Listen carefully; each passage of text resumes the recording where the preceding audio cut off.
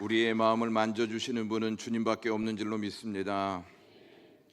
설 명절을 맞이하여 영광의 모든 가족들에게 하나님의 보호하심과 인도하심의 은총이 귀성길, 귀경길에 함께 하시기를 주님의 이름으로 축복합니다. 기쁨과 소망이 넘치는 설 명절 되시기를 간절히 소망하겠습니다. 우리는 지난 3주 동안 구원의 기쁨을 누리는 교회, 회복되어야 할 것, 구원의 확신이라는 주제로 하나님의 말씀을 함께 나누었습니다. 옥에 있는 사람에게 가장 큰 기쁨은 그 안에서 밥을 좀 더 먹거나 좀 더 자거나 따뜻한 햇살 아래서 좀 더 쉬는 것이 아니라 옥에서 나오는 것입니다. 여러분들의 가장 큰 기쁨은 무엇입니까? 다른 사람들보다 좀 더 잘 먹고 좀 더 잘 자고 좀 더 좋은 환경에서 사는 것입니까? 그보다 우리를 죄에서 구원해 주신 하나님의 은혜인 줄로 믿습니다. 죄에서 구원받아 하나님의 백성으로 사는 기쁨보다 더 큰 기쁨은 없습니다. 왜냐하면 구원은 일시적이지 않고 영원하기 때문입니다. 여러분은 예수 그리스도가 주신 구원의 기쁨을 누리면서 살고 계십니까? 혹시 구원의 기쁨 없이 예배하고 있지는 않습니까? 구원의 기쁨 없이 예배하고 있다면 무슨 기쁨으로 예배하고 있습니까? 구원의 기쁨은 하나님께서 하나님과 원수된 우리에게 어떤 일을 행하셨는지를 깨닫게 될 때 구원의 기쁨을 누릴 수 있습니다. 하나님은 죄로 말미암아 하나님과 원수된 우리에게 예수 그리스도를 보내주셔서 십자가와 부활의 은혜로 원수된 우리를 품으셨습니다. 이 일을 위해 예수님은 모든 과정을 인내로 감수하셨습니다. 우리가 받은 구원은 부모가 자녀를 잉태하기 위해서 사랑으로 모든 고통을 감수하는 것과 유사합니다. 저는 여러분들이 아시는 바로 두 아들이 있습니다. 두 아들을 잉태하는 과정을 지켜보면서 잉태의 고통이 얼마나 큰지를 깨닫게 되었습니다. 큰 아이를 가졌을 때 제가 가진 것은 아니고요, 제 집사람이 가졌습니다. 6개월 동안 음식을 거의 먹지 못한 채 닝거를 맞고 살았습니다. 그렇게 해서 24시간 동안 진통 끝에 결국 수술해서 아이를 낳았습니다. 그 과정을 경험하고는 둘째 생각은 엄두도 나지 않았습니다. 그러다가 4년 후에 둘째 아이를 낳았습니다. 잘 모르시는 분들을 위해 잠시 저희 둘째 아이의 잉태 이야기를 하겠습니다. 둘째는 6개월 3주 만에 조수가로 태어났습니다. 둘째로 태어난 정서는 의사가 말하기를 이 아이는 태어난다 할지라도 장애를 가지고 태어날 수 있다고 말해 주었습니다. 그 소리를 듣고 집사람은 울기 시작했고 옆에 있던 큰 아이는 심리적으로 불안해지기 시작해서 함께 울었습니다. 저는 큰 아이를 데리고 집으로 가야만 했습니다. 집으로 가는 도중에 집사람이 급하게 수술실에 들어간다는 소식을 듣고 얼른 짐을 챙겨서 다시 병원으로 갔습니다. 병원에 도착하자 이미 수술은 끝났고 둘째 아이는 인큐베이터 안에서 많은 기기들을 장착한 채 누워 있었습니다. 의사가 와서 아이가 태어나기는 했지만 앞으로 어떻게 될지 저는 장담할 수 없습니다 라고 이야기해 주었습니다. 집사람은 둘째 아이를 봐야 하는데 보는 것이 너무 두려운 나머지 둘째에게 가지 못하고 있었습니다. 간호사가 집사람에게 아이가 엄마를 찾는데 왜 엄마는 아이에게 가지 않습니까? 라고 하는 질문에 무거운 발걸음을 떼고 둘째 아이가 있는 곳을 찾았습니다. 둘째는 거의 3개월 정도 인큐베이터 안에 있었습니다. 아직 장기와 뇌가 다 자라지 않아 숨 쉬는 것조차 잊을 때가 있다고 말해 주었습니다. 그럴 때마다 심장에 붙어있는 기기에서 삑 하고 소리가 나면 간호사가 달려가 아이를 깨웠습니다. 그제서야 다시 숨을 쉴 수가 있었습니다. 하나님의 은혜로 잘 자라 퇴원하게 되었는데 의사가 이 아이는 반드시 안과에 가서 검진을 받아야 한다고 이야기해 주었습니다. 인큐베이터 안에 오래 있었기 때문에 눈이 약해져 앞을 볼 수 없을지도 모른다고 했습니다. 안과를 예약해 첫 진료를 받았을 때 의사는 이 아이가 동공이 자라지 않는다, 그래서 앞을 볼 수도 없다고 이야기해 주었습니다. 절망적인 소식을 듣고 다음 진료를 예약한 채 저희는 아침에 금식하면서 하나님께 매달렸습니다. 다음 예약 시간에 맞춰 검진을 하러 병원에 갔습니다. 의사가 검진을 한 후에 이러한 말을 해주었습니다. 판타스틱이다 라고 이야기해 주었습니다. 동공이 조금씩 자라난다는 것이었습니다. 하지만 계속 앞으로 지켜보아야 한다고 말해 주었습니다. 둘째 정서는 초등학교 때까지 두꺼운 돋보기 안경을 써야만 했습니다. 지금은 시력이 좋아져서 안경을 안 쓰고 다니고는 있지만 눈에 뵈는 것은 없어 보이는 것 같습니다. 정성아 병원에서 퇴원할 때 거의 집 한 채 진료비가 나왔습니다. 그렇다고 저희가 야반 도주는 하지 않았습니다. 나라에서 지원해 주어 모두 무료로 그 아이가 잘 퇴원하게 되었습니다. 그리고 나중에 알고 보니 그 병원이 조수가를 위한 전문 병원이었습니다. 모든 것이 하나님의 은혜였습니다. 하나님의 은혜로 둘째는 모든 아픈 과정을 딛고 살고 있습니다. 제가 이러한 이야기를 하는 것은 우리의 구원도 이와 같다는 것입니다. 어두움에 있던 우리를 하나님께서 살려내셔서 하나님의 은혜로 살게 하셨습니다. 이보다 더 큰 은혜, 이보다 더 큰 기쁨은 없습니다. 저희가 정서에게 종종 당부하는 말이 있습니다.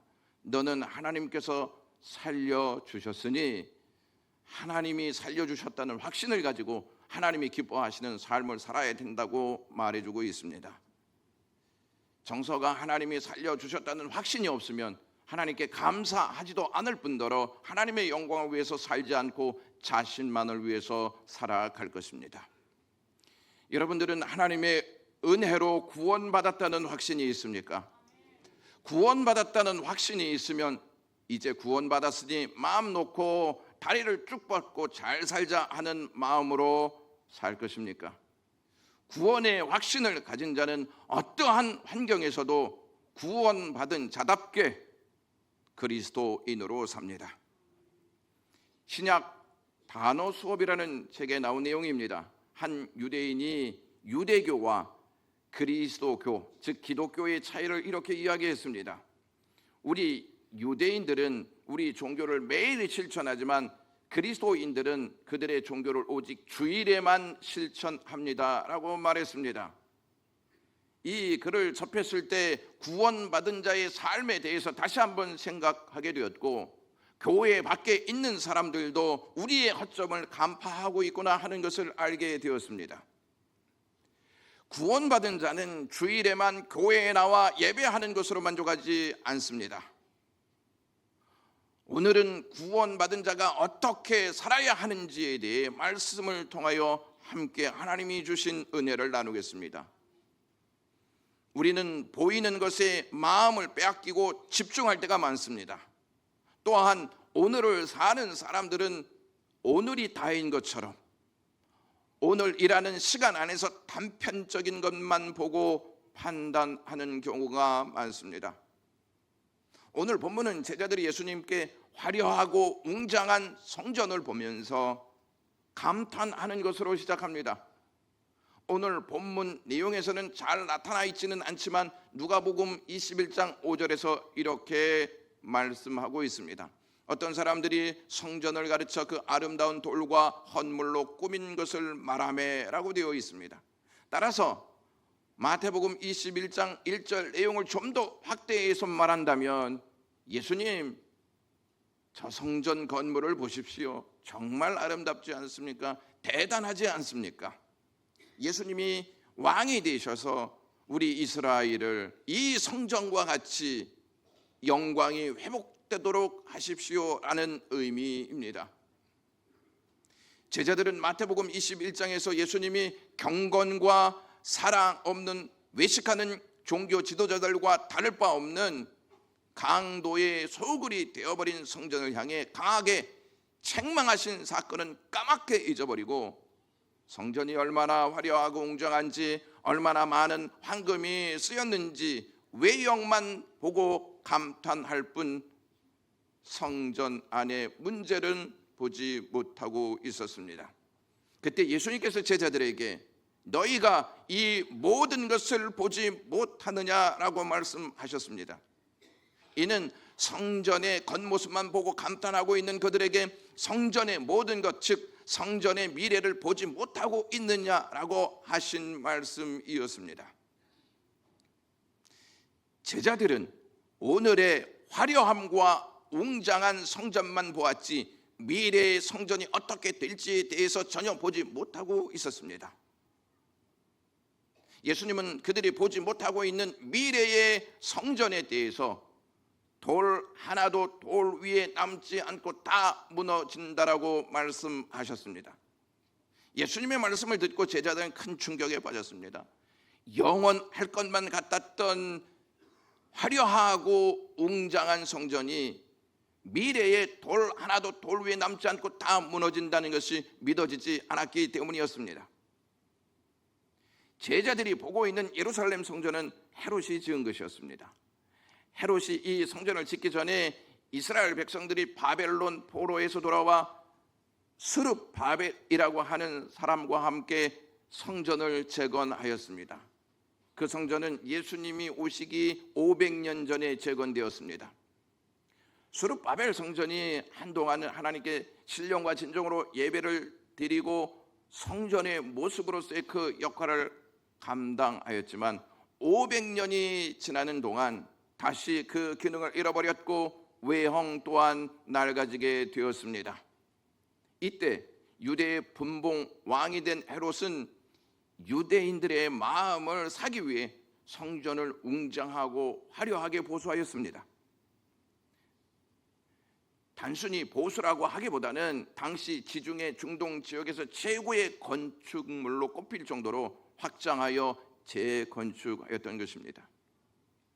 이 성전에 그리스 신전 건축 양식을 도입하여 높이가 12m의 그리스산 하얀 대리석을 통하여 잘라 기둥으로 세웠습니다. 지붕은 금으로 덮었습니다. 그래서 햇빛이 비치면 눈이 부셔서 바라볼 수 없을 정도였다고 합니다. 예수님께서는 성전 파괴가 있을 것이다 라고 하시는 이 말씀을 하신 당시에 성전 착공이 약 50년이 되던 때였습니다. 이때는 성전 본체와 뜰이 이미 완공되었고 외벽이 한창 공사 중일 때였습니다. 성전이 파괴될 것이라는 예수님의 말씀을 이때 하셨던 것이었습니다. 그래서 제자들은 더더욱 믿지 못하였던 것입니다.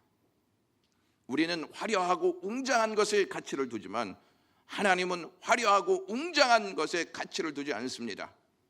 하나님은 진리의 가치를 두시는 줄로 믿습니다. 그러므로 진리가 아닌 거짓 위에 쌓아진 모든 것은 주님이 오시는 날에 다 무너지고 말 것입니다. 헤롯 성전은 완성된 지 7년 후에 완전히 무너지고 맙니다. 우리의 인생도 아무리 화려하고 아무리 웅장하다 할지라도 진리 위에 쌓지 아니하면 모래 위에 쌓은 집같이 다 무너질 수밖에 없습니다. 그러므로 구원받은 자는 진리의 가치를 두고 말씀과 함께 살아야 하는 줄로 믿습니다. 성전이 무너진다는 것은 성전뿐만 아니라 이 세상에 종말이 온다는 예언이 함께 담겨져 있는 말씀입니다. 예수님께서 감람산에 앉아 계실 때 제자들이 예수님께 조용히 와서 성전이 무너지는 일이 언제 일어나고 주님의 임하심과 세상은 무슨 징조가 있습니까? 라고 묻습니다. 예수님은 앞으로 일어날 일에 대해서 차근차근 알려주십니다. 예수님께서 가장 먼저 하신 말씀이 많은 미혹이 있을 것이다 라는 말씀이었습니다. 아담과 하와가 에덴 동산에서 사탄에게 미혹당했던 것처럼 마지막 시대가 가까울수록 미혹의 역사가 강하게 일어날 것이라고 말씀하셨습니다. 에덴 동산에서는 사탄이 뱀을 이용하여 아담과 하와를 미혹했지만 종말이 다가올수록 사탄은 많은 사람을 이용하여 그리스도인들을 미혹한다는 것입니다. 오전 말씀을 보시면 많은 사람이 내 이름으로 와서 이르되 나는 그리스도라 하여 많은 사람을 미혹하리라. 11절에 거짓 선지자가 많이 일어나 많은 사람을 미혹하겠으며 라고 되어 있습니다. 5절과 11절 말씀의 공통적인 말씀은 많은 사람이 많은 사람을 미혹한다는 말씀입니다. 2023년 한국교회 이단 실태 조사를 우리가 확인해 보면 이는 국내 최초로 개신교인들을 대상으로 과학적 조사 방법을 통해 이단 비율을 측정하였습니다. 실제 이단 신자들을 대상으로 이단 실태와 신앙 의식을 확인해 보았습니다. 조사 결과에 따르면 한국 개신교 이단 비율은 8.2%, 인구수로 환산하면 최대 59만 명 정도의 이단 신자가 있을 것으로 추정된다고 밝혔습니다. 주목할 점은 이단교회 신자들이 일반 개신교인보다 젊고 이단 교리와 지도자에 대한 의심을 하지 않을 정도로 믿음이 굳게 서 있다는 것입니다. 이단 신자의 전도율은 일반 개신교인보다 3배가 더 높다고 합니다. 이단의 전도율이 높다는 것은 그만큼 미혹의 역사가 활발하게 진행되고 있다는 점입니다. 미혹은 이단 신자들에 의해서만 찾아오는 것이 아닙니다. 잘못된 성경 지식이 매스컴과 다양한 집회 그리고 문서를 통해서도 찾아옵니다. 그러므로 우리가 이단에 속해 있지 않다고 해서 안도해서는 곤란합니다. 잘못된 성경 지식을 가지고 있으면서도 그것을 깨닫지 못하고 신앙생활을 한다면 그 역시 위험천만한 일이 아닐 수 없다는 것입니다. 그리고 교회를 오래 다니거나 직분을 가지고 있다는 그 자체로 안심하고 있는 것도 조심해야 합니다. 교회를 오래 다니고 직분 생활을 오래 해도 바른 성경 지식이 없이 신앙생활을 하고 있다면 낡고 오래된 배를 고치지 않고 태평양을 건너려는 것과 똑같습니다. 신앙의 문제는 교회를 오래 다녔냐 오래 다니지 않았느냐가 아닙니다. 직분이 있느냐 없느냐도 아닙니다.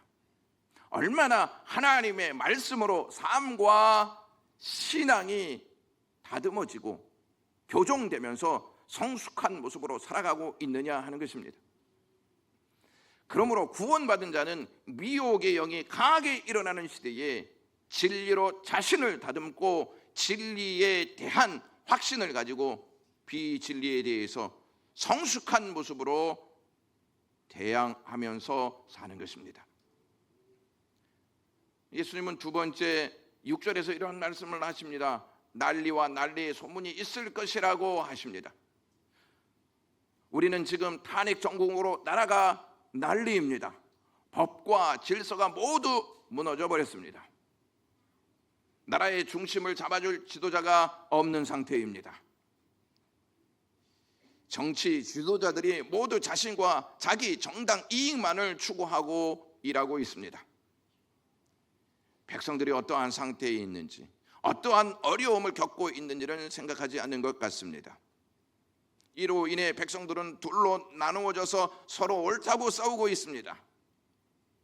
이 이야기들을 보면서 우리는 난리가 아니고 무엇이겠는가 하는 생각을 하게 됩니다. 나라가 온통 난리로 혼란에 빠져 불안한 상태에 있습니다.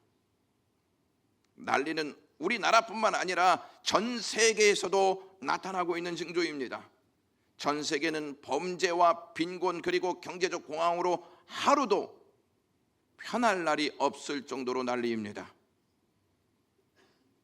예수님이 말씀한 난리를 원어로 보면 전쟁을 뜻하는 복수로 되어 있습니다. 그러니까 난리는 국내에서 발생하는 시민 전쟁이나 이념 전쟁뿐만 아니라 국가 간의 이권 전쟁이나 종교 전쟁을 포함한 모든 전쟁들을 가르칩니다.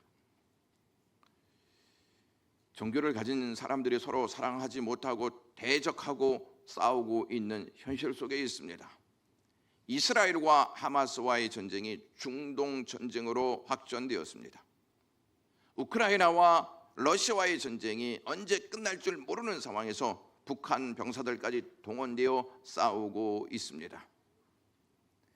예수님은 7절에 민족이 민족을, 나라가 나라를 대적하여 일어나겠다라고 말씀하셨습니다. 전쟁은 민족과 민족이, 나라와 나라가 서로 맞불을 놓는 싸움입니다. 맞불을 놓고 싸우기 때문에 삶의 터전과 소망과 그리고 생명까지 다 태워버리고 남는 것은 슬픔과 절망 그리고 좌절밖에 없습니다. 이것을 알면서도 민족과 민족이, 나라와 나라가 서로 목적을 위해 싸우고 있습니다. 세 번째, 예수님께서 7절에 이러한 말씀을 하십니다.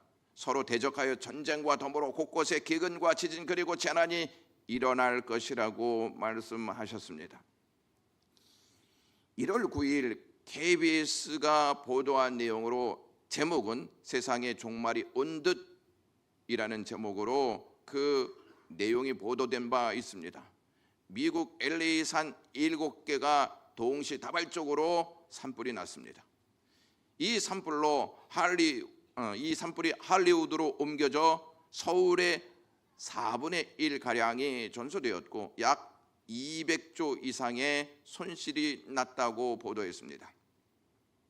할리우드는 부의 상징이기도 합니다.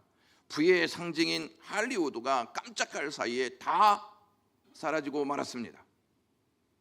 할리우드에 산불이 있기 이틀 전 할리우드 골든 글로브 시상식에서 한 장면이 많은 사람들에게 비판을 받았습니다. 82회 골든 글로브 시상식에서 오른쪽에 있는 사회자가 뜬금없이 누가 가장 많이 언급되는지 숫자를 살펴봅시다 라고 하면서 저 뒤에 보시면 잘 보일지는 잘 모르지만 출연진과 제작진이 제일 위에 있고 두 번째 칸에 엄마라고 하는 단어가 있고 마지막 칸에 갓이라고 하는 하나님의 이름이 딱 있습니다.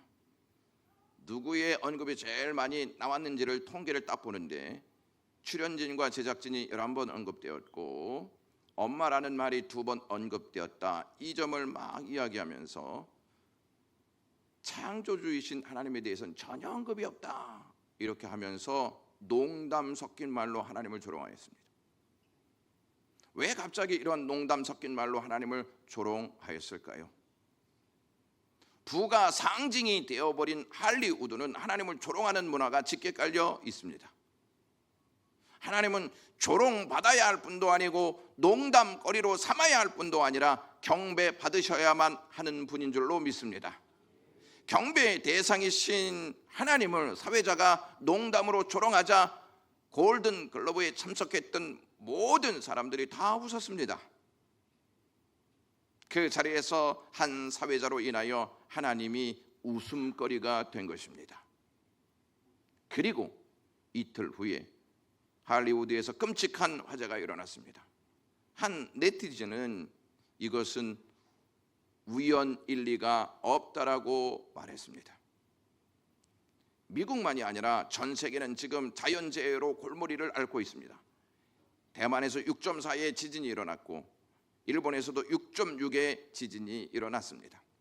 넷째로 예수님은 믿는 자들에게 환난이 있을 것이다 하는 말씀을 하십니다. 9절 말씀을 다 같이 읽어보도록 하겠습니다. 그때에 사람들이 너희를 환난에 넘겨주겠으며 너희를 죽이리니 너희가 내 이름 때문에 모든 민족에게 미움을 받으리라 라고 말씀하셨습니다. 8절에서 예수님이 기근이 있을 것이다, 전쟁이 있을 것이다, 지진이 있을 것이다, 이 같은 것은 종말의 끝이 아니고 고통의 시작이다 이렇게 말씀하셨습니다. 고통의 시작 속에서 그리스도인들은 환난을 당할 것이다. 박해와 순교가 있을 것이다.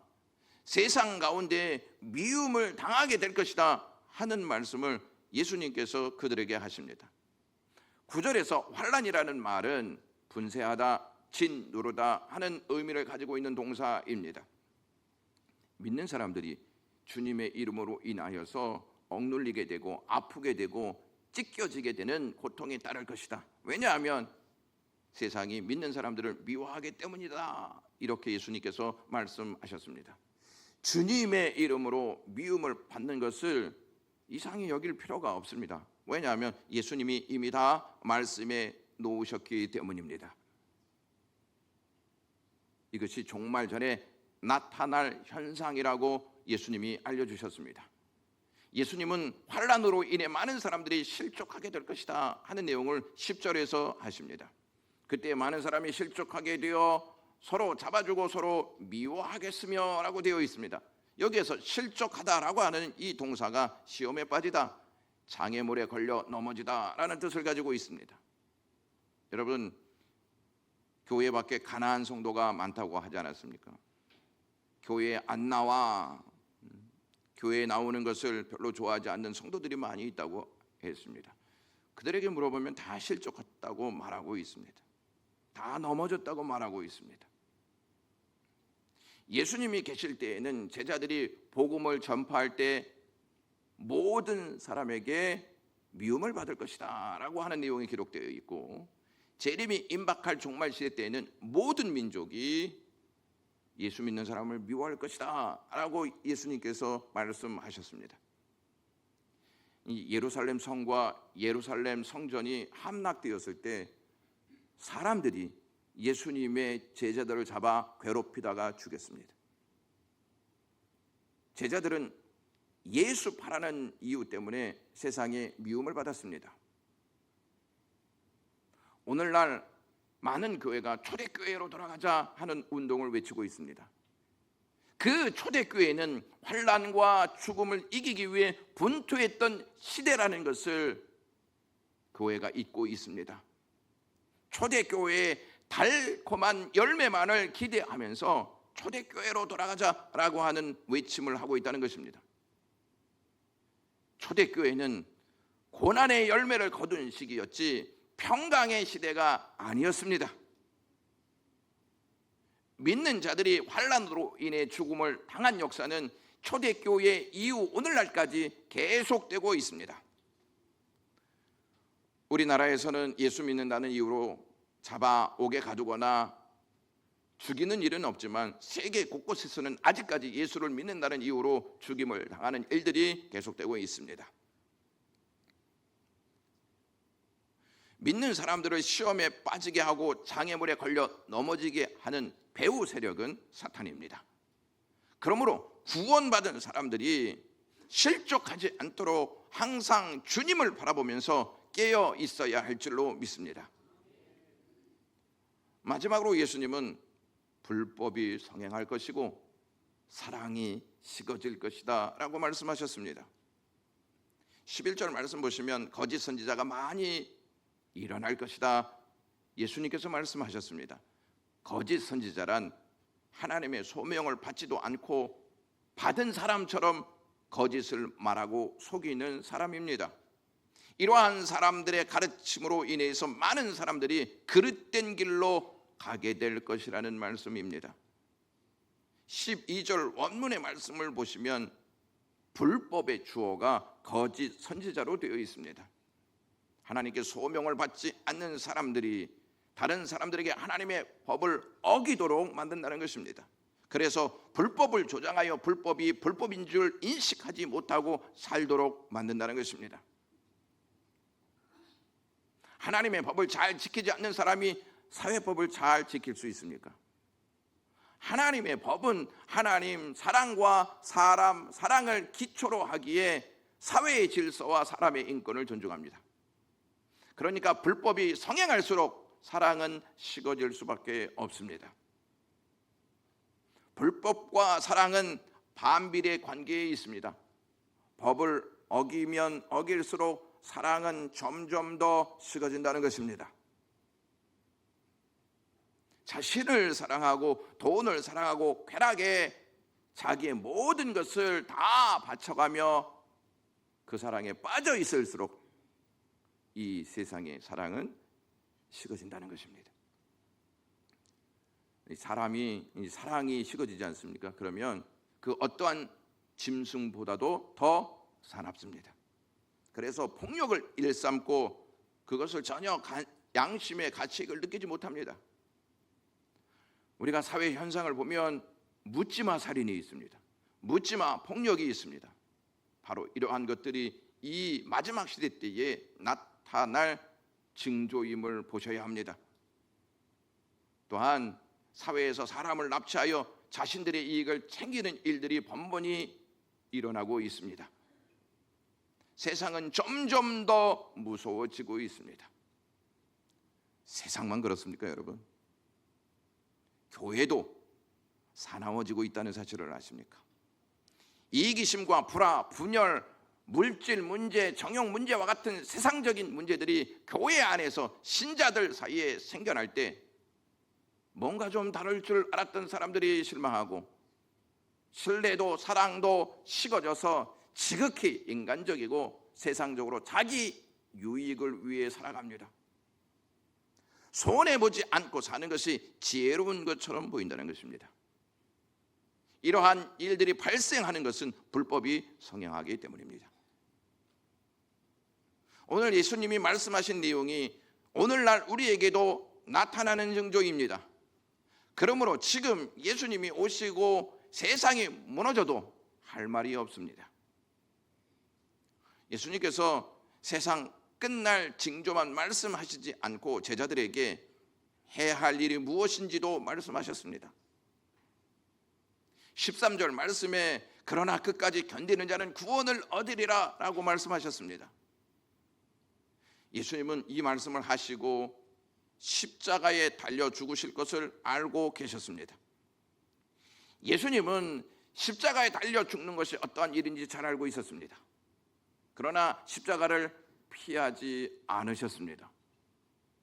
예수님은 십자가를 지시기 위해 겟세마네 동산에 올라가셔서 하나님께 기도하시고 결국 가룟 유다에 의해 잡히셔서 본격적으로 고난을 당하십니다. 예수님은 몸에 살이 찢기는 채찍을 맞으셨고 머리에 가시관을 쓰게 되셨습니다. 두 손과 발에 못이 박히셨고 옆구리에 창에 찔리는 고통이 있었습니다. 이 모든 것을 예수님은 이를 악물고 참으셨습니다. 십자가 아래서 예수님을 조롱하고 십자가 상에서 예수님을 희롱하는 말들이 막 쏟아졌습니다. 그래도 인내하셨습니다. 예수님은 이 모든 고통의 시간을 오기로 견디신 것이 아니었습니다. 견딜만 해서 견디신 것도 아니었고 어쩔 수 없이 견디신 것도 아니었습니다. 목적한 바를 이루시기 위해서 마지막까지 참고 인내하시면서 견디셨습니다. 예수님의 목적이 뭔지 아십니까? 우리를 구원하시기 위한 것입니다. 우리를 구원하시기 위해 예수님은 모든 고난과 아픔 그리고 슬픔을 끝까지 견뎌내셨습니다. 우리가 어떻게 구원받았는지를 안다면 주님을 본보기 삼아 끝까지 견딜 것입니다. 끝까지 견디는 것은 힘들고 고통스러운 일입니다. 많은 사람들이 예수의 이름으로 와서 미혹하는 세상, 난리와 난리의 소문이 계속되는 혼란의 상황, 민족이 민족을 나라가 대적하는 상황, 지진과 기근과 자연재해가 일어나는 무서운 세상, 예수 그리스도를 믿는다는 이유로 손해보며 위협당하는 세상, 불법이 자행되고 하나님의 말씀을 신뢰하지 않는 거짓된 세상, 사랑이 식어져 믿는 자들을 향해 갖가지 비난의 말을 쏟아내며 사납게 달려드는 것 같은 세상에서 구원받은 우리는 견뎌야 한다는 것입니다. 끝까지 견디되 우리를 구원하시기 위해 끝까지 견디셨던 주님의 사랑을 묵상하면서 주님이 남기신 말을 붙잡고 견뎌야 할 줄로 믿습니다. 주님이 무엇을 남기셨냐면 4절에 사람의 미혹을 받지 않도록 주의하라 하는 말씀을 남기셨습니다. 6절에 두려워하지 말아라 하는 말씀을 남기셨습니다. 이것을 붙잡고 견뎌야 한다는 것입니다. 우리를 구원하신 주님은 우리를 결코 실족하게 버려두시지 않으실 것입니다. 루시안이라 하는 사람이 있었습니다. 이단과 싸우다가 9년 동안이나 감옥에 갇혀 있었던 사람이었습니다.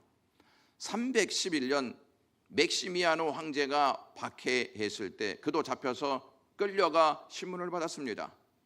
그가 위대한 학자였음을 이 황제도 알고 아껴서 배교해라.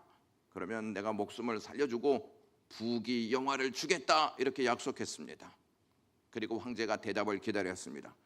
그런데 이 루시안은 나는 그리스도인입니다 한마디 말만 했습니다. 재판하는 법관 앞에서도 일체 말하지 않고 다만 나는 그리스도인입니다 라는 말만 반복하였습니다. 고향이 어디냐? 나는 그리스도인입니다. 이름이 무엇이냐? 나는 그리스도인입니다 라고만 대답했다고 합니다. 감옥에 그를 면회하러 온 성도들을 보고 자기는 판자에 쇠사슬로 묶여 누워 있으면서도 신자들을 보고서 이렇게 말했습니다. 신앙을 끝까지 지키십시오.